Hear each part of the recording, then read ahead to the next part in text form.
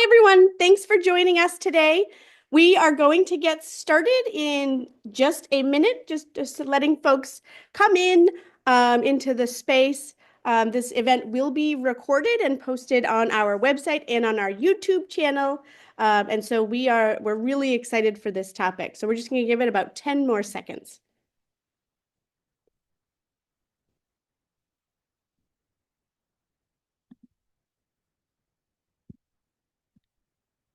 All right. Hi, everyone. Thank you so much for joining us today. My name is Christina Pretorius, and I'm the Policy Director at Reaching Higher New Hampshire. Today, I'm joined by my team who will be monitoring the question and answer. We'll have some Q&A facilitation after the event. We are actually piloting a new mini briefing format. So these webinars, this winter webinar series is a little shorter than our past ones. So we won't be doing formal introductions, but folks, the team is here and we are really excited to go through what we're looking at in 2025, the policies that we're expecting to emerge at the state level and what we're really watching. As we go through, please feel free to drop questions in the chat and stay at the end if you have anything you'd like to ask. The actual briefing will only be about 30 minutes, but we will be hanging on after to answer any questions that you may have, any comments. So I would just encourage folks as we go, there's going to be a lot and it's going to be pretty quick. So please drop things in the chat. Our team will be monitoring and answering questions there. And then we will be taking some at the end for folks who do want to stick around. So with that, we are very excited to dive in. It is January 24th. The session is in full swing now. It starts with a bang. So as a by way of introduction, Reaching Higher New Hampshire, we are a nonpartisan, nonprofit organization that works in New Hampshire.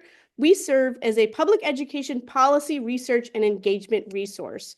Our goal is to really make sure that New Hampshire students, families, and communities, as well as the elected representatives who serve them, have access to data-driven analysis to aid in their decision-making. Again, these presentations are recorded and will be available to you on our website and our YouTube channel by mid next week. So starting off with, we recently had an election in November, and so where do we stand politically here? We do have a new governor, Governor Kelly Ayotte. She is a Republican from Nashua. We also have an executive council of 5 members. They support the governor. They look at, they approve state contracts. They approve large state spending and things like that. And their function is extremely and critically important. Right now, it is 5 Republicans, 1 Democrat. In terms of the breakout of the state Senate, we have 16 Republicans and 8 Democrats. And for our House of Representatives, we have 222 Republicans and 178 Democrats right now. That number does typically shift both at the beginning of the session with recounts and things like that, and as we move through the biennium with folks who resign or otherwise leave their seats and things like that. So that number does tend to shift a little bit. But one of the points that we do see when it comes to thinking through education policy in New Hampshire in these next 2 years is that party control, right? Because the party platforms have their own visions of what public education can and should be in the state. And we see Republican control of all 4 areas, the governor, the executive council. They have a really large majority in the Senate, and they have a rather large majority in the House of Representatives. This is different from prior years. It has been traditionally a little closer split. And so, in terms of what we're seeing, in terms of what we're expecting to advance, this does impact that quite a bit when it comes to talking about education, public education policy here in the state. So one of the other things that we wanted to really quickly talk about, and we'll talk about it a little more at the end of the presentation as well, but as we go through the major policy buckets that we're looking at this year, it is a budget year, right? So this is a pretty significant and large umbrella that really colors a lot of the conversations, the policy conversations that we have. This budget cycle in particular is especially challenging given the state's revenue outlook and what lawmakers are expecting to be able to work with in terms of setting budget priorities, what they'll be able to fund, and things like that. And that's really amplified by a number of local recent developments. There have been major school funding lawsuits that have really affirmed what we all know about the state's funding formula, and that it is inadequate, and that New Hampshire chronically underfunds its public schools. The need for school building aid, our infrastructure, state infrastructure support had been on moratorium for a number of years, and then that program, has been in play for a couple of years, but the list of districts who need support in revising updating their school infrastructure, in building more infrastructure and things like that, that list is very long. Those are always significant needs at the local school district level. And then, special education, that has been something within the past couple of weeks alone has been a major consideration, with the Department of Education saying that there will be a shortage of funds for special education aid. And so that's another thing that, we're considering as we move into this budget year, as we move into this policy session. So with a new governor, with Governor Kelly Ayotte, this is her first term as a New Hampshire governor. She was inaugurated a couple of weeks ago, and we did just want to quickly highlight some of her education priorities because she is relatively new in this role in the state governor role. We had Governor Sununu, who had served for a number of years, and so we thought it was really important for folks to understand what are Governor Ayotte's education priorities. What is she really championing and said that she really cares about? So a couple of those things are school voucher expansion. She had said this on her campaign trail. She mentioned it in her inaugural address, expanding eligibility for the state's school voucher program. And that uses taxpayer funds to allow families to pay for private schools, homeschooling expenses, religious schools, and things like that. One of her other big priorities is banning cell phones in the classroom. That was a big focus of her inaugural address. She has said that she is a big supporter of what is called the Parental Bill of Rights. We will talk a lot more about what the Parental Bill of Rights is and what the impact it will have. But she has been championing that quite a bit. She also mentioned supporting workforce training and supporting teachers in her inaugural address. So those are also things that we will be watching for as we move through, the budget process. What are the policies that she's proposing in the budget? And then as we move through the legislative process, what is she supporting? What is she vocalizing in terms of the policies and priorities that she's really championing?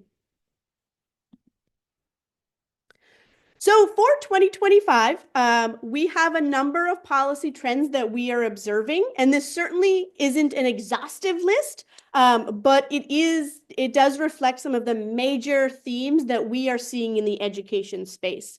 So the top one right off the bat is privatization and school voucher expansion. This has been a major priority of lawmakers in the majority party, really since 2021, when the program started in New Hampshire. Expanding the eligibility of the program has been a major effort by the majority party, and that is one that we are hearing and we know is a big focus this year as well. There are a number of bills around school funding and finance. So school funding, a perennial issue in New Hampshire, decades-long conversation around how can the state support its own public schools. But this does have there is a significant theme this year around school funding, especially with it being a budget year. And then in terms of the school finance piece, we're talking here about school finance, and what we mean by that is the local decision making. So there are actually a number of bills that have to do with the local decision making, how school boards and how school districts are developing and can actually pass their own school district budgets, what those budgets should entail and how they should look. And then finally, in that school funding and finance piece. We also see strong efforts around open public school enrollment, and that is there are a number of programs or proposals from allowing school district children to go to other public schools within their district. And then there are a number of bills that talk about open enrollment in New Hampshire more generally. And so there are a lot of considerations there. This is a very strong effort this year. This is an issue where, in other states, we've seen it in prior years. New Hampshire kind of open enrollment has been a little bit under the surface, and we're seeing a very strong effort this year in terms of open public school enrollment. The third bucket has to do with redefining an adequate education. And, like some of the other buckets, I think if you might be able to tell that there's not necessarily anything new about these are a lot of these bills and these priorities are recurring. So the redefining of an adequate education, this is, I think, the third year in a row that lawmakers have tried to redefine what an adequate education is and actually removing core subject areas from what public schools have to offer in New Hampshire to their students. And so this has been a significant effort. It's one that we track very, very closely, and we're seeing it again here in 2025. We'll talk about it more in later slides, but this is a really big trend that we're seeing. School climate and student safety. This is a relatively large umbrella, right? But this includes things like the Parental Bill of Rights, which we'll talk a lot more about once we get to that slide. Technology and cell phones in the classroom. We're seeing a number of bills, both in the House and Senate, having to do with requiring school boards to adopt policies around cell phone use in the classroom, restricting youth's access to cell phones during the school day, things like that. Efforts around bullying in schools, preventing bullying in schools, cyberbullying, things like that. And then access to school meals. And this really has to do with allowing students with access to healthy and nutritious food during the school day. Finally, our last one has to do with the teaching profession. Again, these are repeat bills. We see them, we've been seeing them the past couple of years, and this is just another bite at that apple, giving the Department of Education the authority to subpoena teachers, putting parents in the code of conduct, and allowing uncertified teachers in the classroom. So in terms of privatization and school vouchers, this is a really big effort, and this is a significant part, a big chunk of one of the policy themes that we are tracking this year. There are two bills to expand eligibility in the state school voucher program. One would create universal eligibility. Another Senate bill, we're unclear because as of this morning, the bill text still hasn't been received, but it would expand eligibility for the program. I'm not going to go super deep into the state school voucher expansion because we did just last week a webinar on school vouchers, so I would highly encourage folks to take a look at that. We also have a number of resources on our website, but recognizing that there's so many other parts and that we just did a webinar on that. I would highly encourage folks to take a peek at that webinar at the resources because this will be such a big issue. In addition, there is a bill, House Bill 748, that would establish a locally funded school voucher program. So this is a school voucher program that would be funded directly from local school district budgets. This has a lot of nuance. This is also a repeat bill. I think this is the third year of its proposal, but this would have significant impacts on access and equity for students at the local level, and also significant financial impacts on local school district budgets. Reaching higher, this bill text kind of just came out a couple of days ago, and so we'll be combing through some of the details on this, so much more to come on this front, but we did want to bring it to folks' attention. School funding and finance is a large focus of this upcoming session, as I had said. The question of how the state can and should support its own public schools has been a question really for decades, right? The state of New Hampshire contributes the least among any other state in operating its public schools. with about 70% of funding coming from local property taxpayers. And this has resulted in an educational system that has markedly different student outcomes based on their town's home values, right? And New Hampshire's chronic underfunding of its public schools, really to the tune of over $500 million every single year, has been affirmed by a Superior Court ruling that has been handed down last year. And so we see a lot of that in the bills that we are tracking this year. In 2025, lawmakers will consider a number of bills that would increase state funding for public schools, change the way that funds are raised. So, altering the statewide education property tax and things like that, the business enterprise tax, all of those business taxes, and some bill proposals that would increase state funding for special education. All of those with the goal of supporting students, easing the burden on local property taxpayers, and really providing a high quality public education to all, regardless of where they go to school in the Granite State. There are also a number of bills that would interfere with the local control of public schools, and this really has to do with that public school financing piece that we had talked about earlier. For example, one bill would restrict how public schools could use their state funding, and another would place restrictions on local school district budgets, right? It would basically say this is how much you can spend per student. This is what your budget will look like, and you can't go above that. And so that's another significant consideration because those decisions really are made at the local level. Voters go to deliberative sessions, they go to voting day, and they actually vote on their local public school budgets. And so, there are significant considerations around limiting that power for voters. There are also strong efforts around school district and school administrative unit consolidation, which has traditionally been a decision made by local voters and their school boards. So all of this to say, we know what works. Adequate, sustained investments in our public schools. Decades of research has shown that when funding is allocated responsibly and targeted at the communities that need it the most, student outcomes improve. It's adequate funding has led to substantial improvements in math and reading achievement, particularly in schools that serve at-risk students, students navigating poverty, students who, they receive special education services and things like that. Sustained funding has led to reductions in grade repetition, in suspensions and expulsions, and it's actually increased the likelihood of high school graduation, right? So we know what works. And so when we're looking at the public school funding debate in New Hampshire and thinking about these bills as we move forward, the research is there. The research is very strong in terms of adequately funding public schools.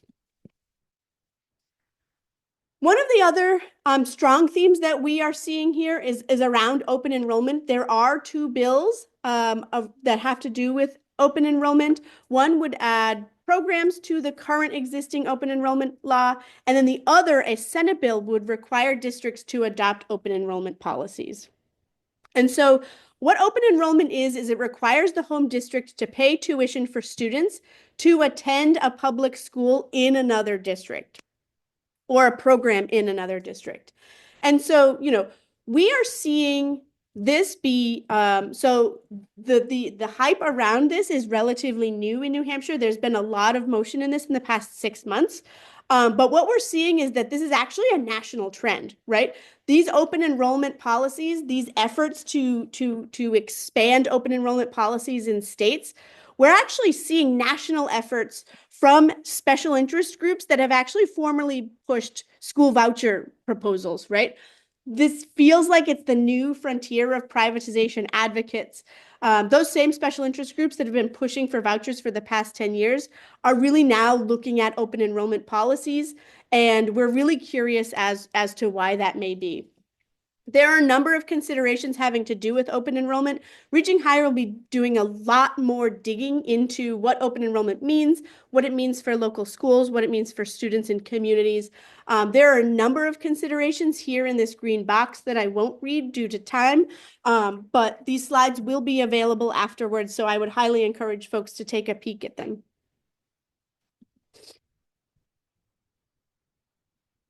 So in terms of the other buckets, the third one is redefining an adequate education. This, as I had mentioned earlier, is a repeat bill. And what this bill would do is it would reduce the core subject areas of an adequate education in New Hampshire. So the way that state law works is that legally, a public school has to offer these 10 right here, they're listed, these 10 core subject areas. And that's what a public education is in New Hampshire. English and language arts, mathematics, social studies, art, world language, health and wellness, physical education, engineering, personal finance literacy, computer science. And so what House Bill 283 does is it actually limits those core subject areas. It removes the requirement that public schools offer art education, world languages, engineering and technology, personal finance literacy, and computer science. It also removes the requirement that public schools offer civics, government, economics, geography, history, and Holocaust and genocide education, and really kind of limits that scope to just social studies. So this would be an incredibly impactful bill, especially with the State Board of Education's recent overhaul of the minimum standards for public school approval, which actually is the action rules behind what this statute and these requirements are. That's sort of the New Hampshire Department of Education's marching orders for how public schools operate and that kind of thing. And they went through a major overhaul just last year that would significantly change the requirements for public schools. And so when we look at these two together, this is a major shift in what public schools are in New Hampshire and what they should be offering.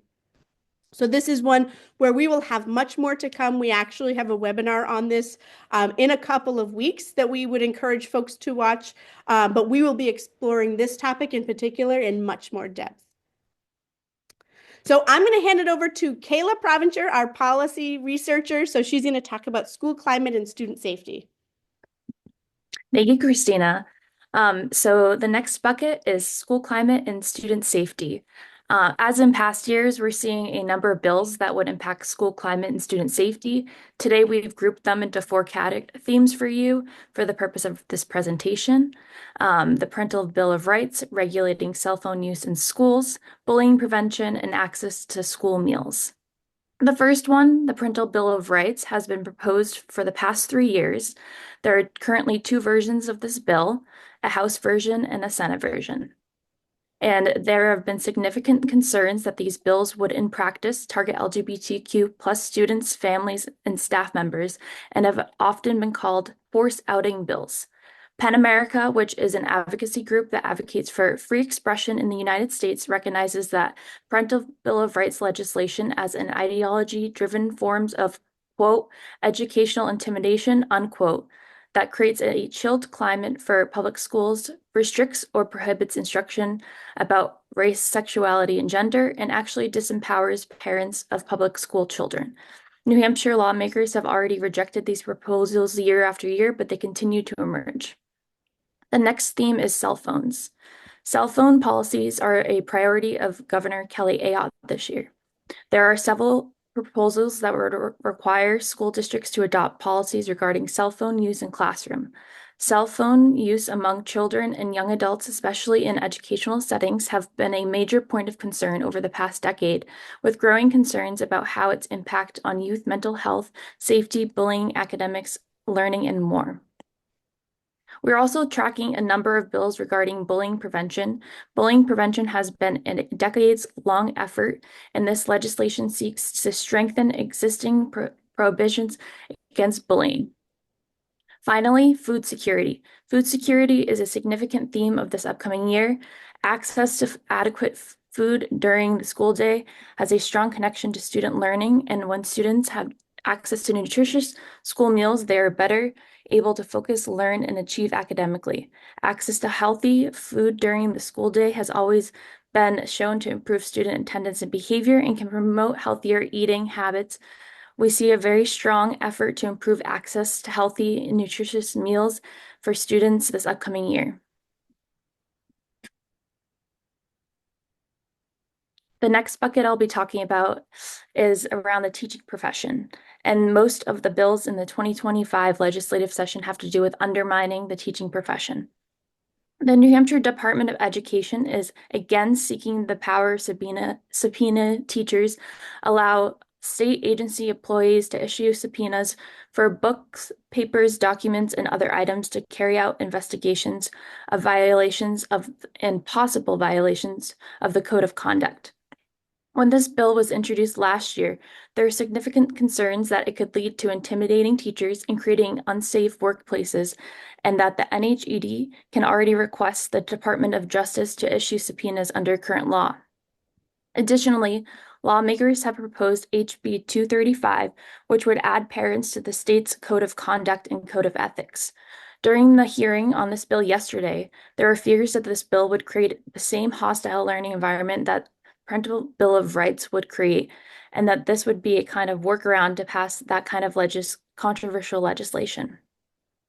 Finally, House Bill 90 would allow uncertified individuals to teach in public schools as long as they are employed by the university or community college system as a faculty member or adjunct faculty member and work in public schools for less than 20 hours per week. There are no other qualifications or restrictions, and even though the bill's sponsor claimed that this bill would only affect a small number of teachers, there have been substantial concerns that teaching at a college or university does not equip individuals to teach elementary, middle, or high school students. While HB 90 is marketed as a way to ease teacher shortages, there are significant concerns that short-term fixes like that do not address the long-term challenges with New Hampshire's chronic teacher shortage. Short-term solutions actually exacerbate quantity and quality issues and create a revolving door. There are strategies that we know work, though. One of the most critical things that lawmakers can do is combine both short and long-term solutions to ease the teacher shortages. They can equitably fund schools so that school districts can pay competitive wages. They can create supportive working conditions and invest in teaching preparation programs, incentive programs, and grow your own. Finally, they can ensure that teachers are well prepared and supported in schools in every step by funding induction, mentoring, and professional development programs. And I'm going to pass it back to Christina. Thanks, Kayla. So those are sort of the larger buckets. I did want to revisit the idea that, hey, it's a budget year, right? So all of these policies that we've been talking about, all of these proposals are really being thought of under the umbrella of the statewide budget, both in terms of the ones that have fiscal notes, the ones that would cost state funds, because of how they fit in with the larger budget and revenue picture. But also, we've seen, particularly in the past few years, the state budget being a vehicle for particularly controversial legislation to be rolled in and passed so that it doesn't have to be voted on by its own, right? So things like the school voucher program in 2021, the former divisive concepts bill, right? Those were passed as part of the state budget in 2021 because they were rolled in, and so that kind of shielded them from that controversy. So that's something else that we will be watching really, really closely. You know, what does the budget language include? What does it not? And that kind of thing. Finally, in our last couple of minutes, we would be remiss if we did not talk about federal developments. On Monday, a new president took power, and with that, there are significantly different movements that we are anticipating regarding student safety, particularly for LGBTQ and immigrant students, concerns around civil rights, the future of federal funding. You know, if you look at this chart, about 10% of New Hampshire's funding for public schools comes from the federal government. There have been questions and conversations around what the future of those programs would be, whether it's Title I, whether it's support for students who are experiencing homelessness, or things like special education, for instance. That is a big concern as well. You know, there have been policies floated around a federal school voucher program. And so there are a number of developments we're expecting with the new federal administration that we will be watching really closely. You know, our work really centers state level policy, but a lot of these developments will likely impact what happens here in New Hampshire. And so we just wanted to mention that as well. We have a number of resources that we would be happy to share from organizations who do this work at the federal level, and so we're happy to share that as well. And with that, it is 1 o'clock. I can't believe we were able to get through all of this in 30 minutes. My name is Christina Pretorius. I am the policy director here with Reaching Higher New Hampshire. I did want to shout out Nicole Highmark, our executive director, Kelly Unteat, our director of public relations, and a sincere thank you to Kayla Provencher, our policy researcher, for co-presenting with me today. And thank you all for joining us. If you have any questions, please feel free to drop them in the chat. I know this was a lot and it was 30 minutes, so we are happy to dive in. But if folks want to jump off, I just want to sincerely say thank you so much for joining us today. We do have a couple of other webinars that are planned for the rest of the winter, and we would love it if you joined us, and we would welcome that. So with that, Kelly, are there any questions in the chat? Has anyone brought anything up or anything? Thank you, Christina. The only question, two questions. Can you go into HB 675 with any more detail? Sure. So HB 675, it is pretty early in the session and we just got House Bill numbers, so I don't necessarily have all of them memorized yet. 675.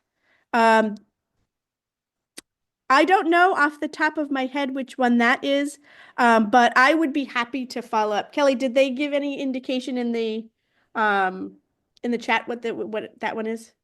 No, but I will limiting local spending is Got six, it. seven.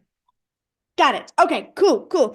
So I would have to go a little bit deeper into the details of that one because there are a couple of bills that do talk about limiting local spending that, you know, kind of mimic a bill that was passed last year having to do with school district budget caps. And I believe this is around the same idea. If that is the case, we will be diving a lot more into that. Um, and those kinds of spending caps are really concerning, right? Because they mandate a certain amount of budgets, and so there are a lot of considerations on it limiting school districts' ability to be able to respond to their own student needs, to their own community needs, and at the end of the day, limiting school district budgets really has little to do with what their residents pay in taxes. Really, it's just a reflection of enrollment. And that's basically it. And so, there's a question of, are those school district budget caps reflective of what their students and communities need? We will actually be diving quite a bit into that in a future webinar in a couple of weeks around school district budget caps. And so we will be talking a lot more about that. Long and the short of it is that is a big focus of Reaching Higher, is really exploring what limiting and mandating spending looks like at the local level when it comes to the state. Thank you, Christina. The last question is the perennial one, which is how can we have access to this information as we move on from the webinar today? Oh, for sure. So Kelly has just created a brand new webinar webpage on our website, and I'm so excited about it. And it includes all of our winter webinar series. So we had one last week on school vouchers. There will be this one, and there will be a couple of our other future ones. We have school district budget caps coming up.